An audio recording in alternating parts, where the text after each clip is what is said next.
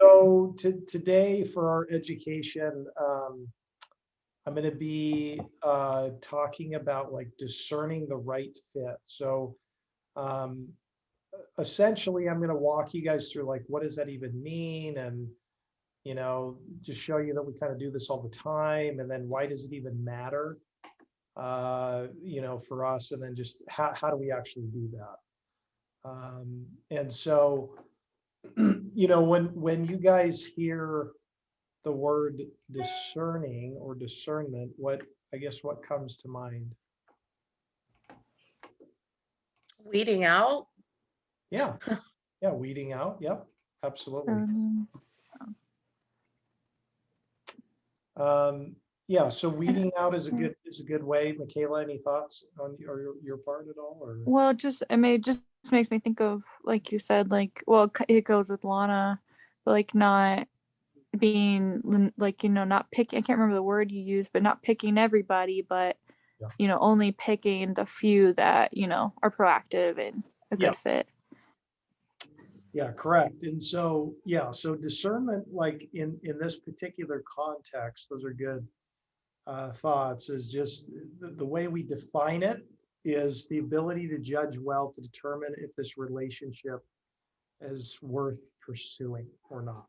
You know, so that's basically what we're doing is we're trying to determine like, is this relationship, which is in a business context, worth pursuing or not? That's the idea definitionally of the discerning element of what we're trying to accomplish ultimately. And so that's what we mean when we say that we're discerning, is this idea of judge. And when we say judge, it's important to understand the distinction between that, meaning that we're not saying that we're judging, meaning we're looking down on somebody, we're making a judgment, which is the discerning element of the particular thing we're trying to accomplish. So big distinction. And we do this all the time with relationships, activities, school, work. When you're trying to figure out, does this make sense for me to go work for this company, right? You're looking at companies and you're checking it out, and you're not like looking down on them. You're just trying to determine, is this the right fit for me? Mm-hmm. Is this not the right fit for me based upon my own value system, based upon the way I view things, and based upon my particular goals? And so we do this all the time. We just, you're discerning what kind of food you're going to get at when you're going to a restaurant, when all of a sudden you're like, okay, well, I'm on a diet, I can't eat bread anymore, so you're discerning like what kind of food to get, when you're there as well. Um, when you're trying to pick somebody you're going to date or marry, right? You're just kind of like, okay, is this fit my value system, et cetera, et cetera. So we're doing this all the time. And so this isn't something surprising or new. And it's not something that's negative either. In my opinion, it's healthy and it's necessary for us to have success. Um, so the question then, if we kind of understand that it's this ability to judge well so that we can determine if the relationship is worth pursuing or not, and that's what we're trying to do is through the discernment, then why does it even matter? What, like, who cares? And there's a couple of reasons here, and then I'd love to kind of hear your thoughts on it as well. But the first one is just because we're finite people with finite time. You're going to hear this a lot, but it's true. It's just we don't have unlimited time, and we don't have the ability for infinite moments. We have very limited time, and we're limited people, so you have to be picky and choosy, and you can't sort of just accept everybody, right? Like, it's just it's not realistic. It's trying to live outside of reality, I guess, is another way to put it. The second reason is because it's very proactive. When by discerning and being wise and thoughtful who you're going to spend time with, you're thinking ahead as to saying, is this relationship going to be fruitful now, but is it also going to be fruitful in the future, right?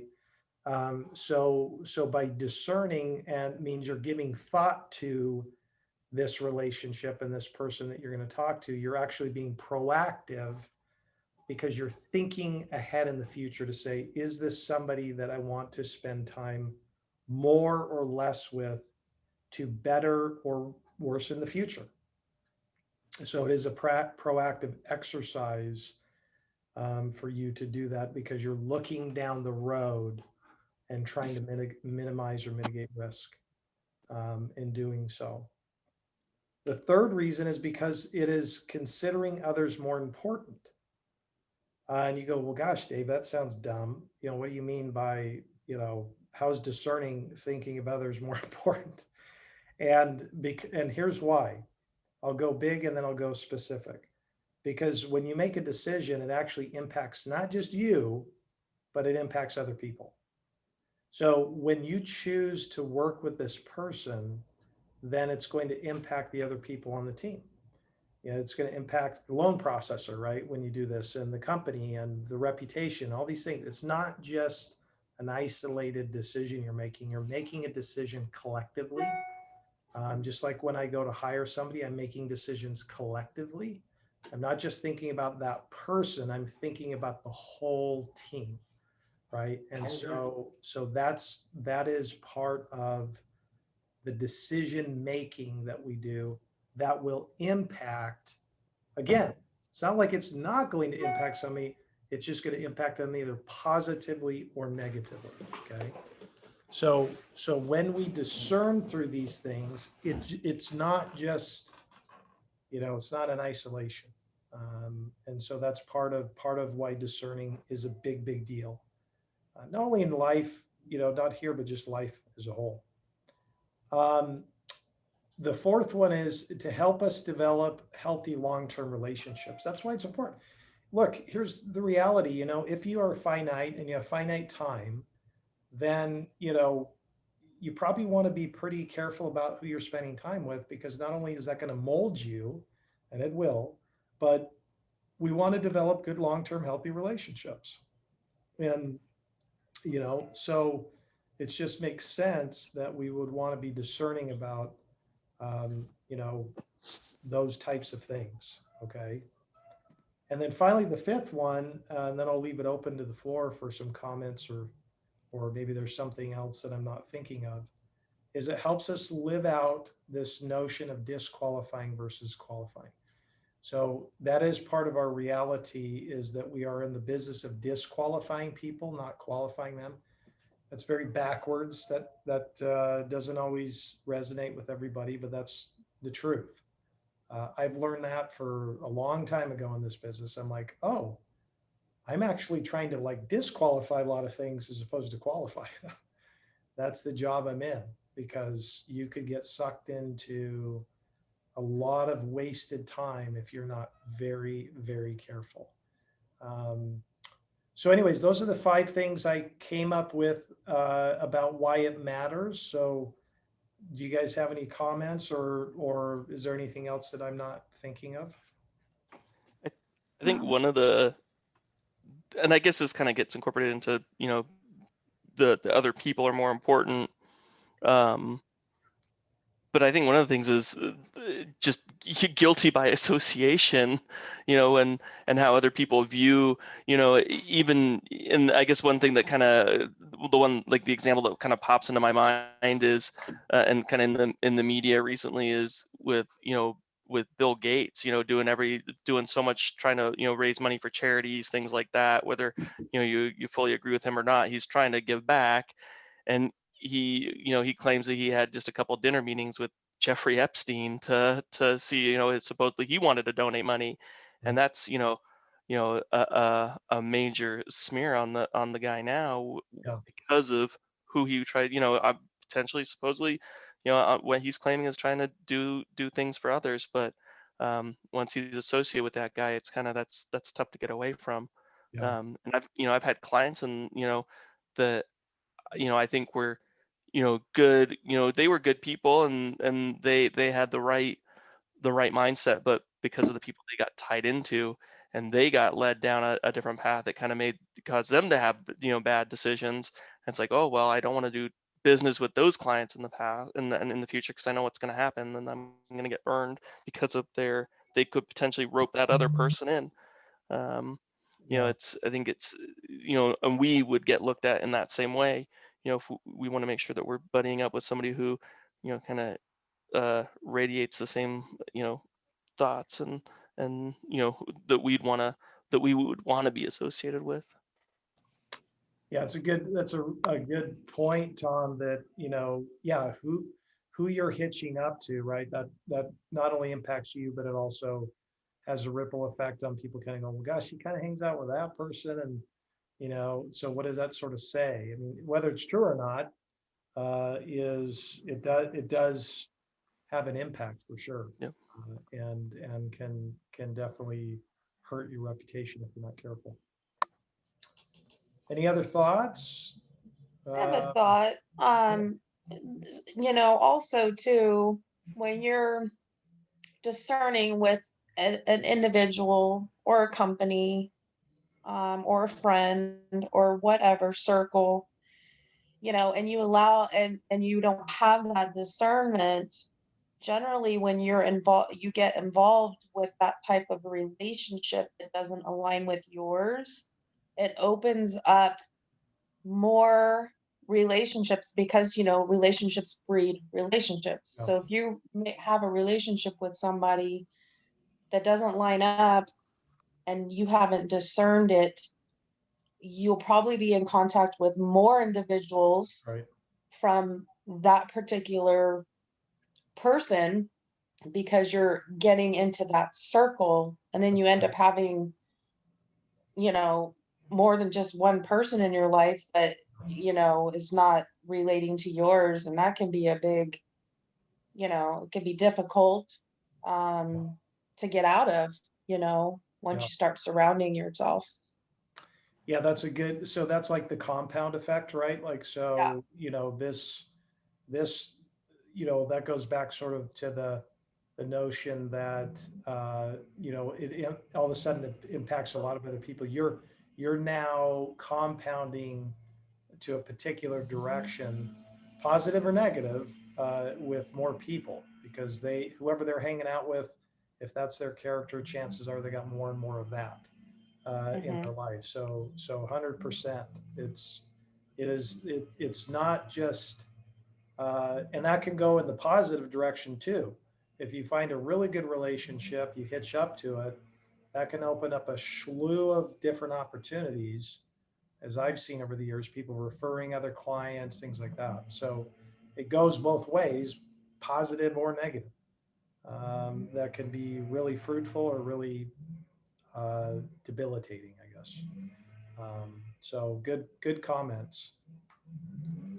So then, if we kind of understand that discernment is a really big deal, and it's something we have to do, and we understand why it's important, then the question now is how do we do it? How do we go about actually doing this thing? And so I'm going to walk through, I would say just some guardrails on how to go about this, what to kind of look for as you got your antenna up in dealing with people. And this isn't all inclusive, but it was kind of the major ones I thought that we want to be cognizant of that I've seen in the past. And again, I guess I want to put a little disclaimer here because I always say this, you guys hear me say this, I don't ever want this to feel like, well, we're sort of looking down on people, because it's not what I'm trying to accomplish here. It's just understanding that all of us have issues, all of us have pasts, all of us have challenges. So it's not, the playing field is equal, I guess is what I'm saying. We all struggle, but this is just a matter of there is a healthy versus an unhealthy, and you just have to sort of be aware of it, because we do have something we're trying to accomplish, and I mean, almost everything about it is relationship. So We have to pick the right ones that fit our particular culture and our particular aim. And so that's my sort of disclaimer on it, because I don't ever think that I'm above somebody. I can assure you of that. So going off of that, the first thing you must know is what you're looking for, right? Like, that's what we're trying to figure out, is like, you want to be a sharpshooter, not a shotgun.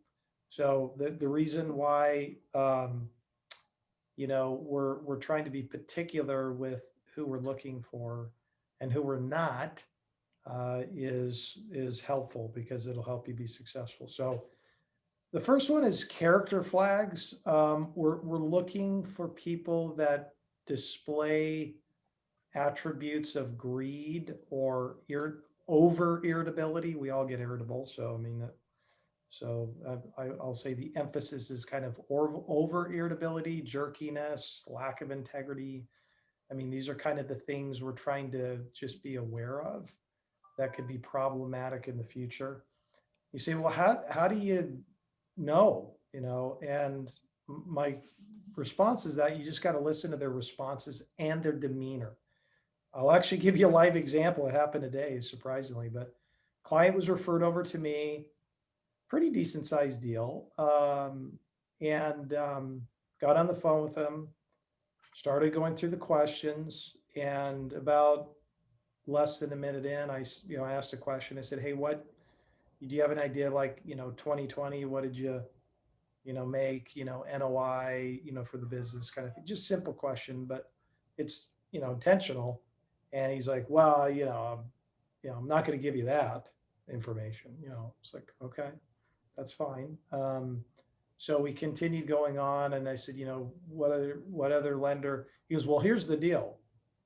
He said,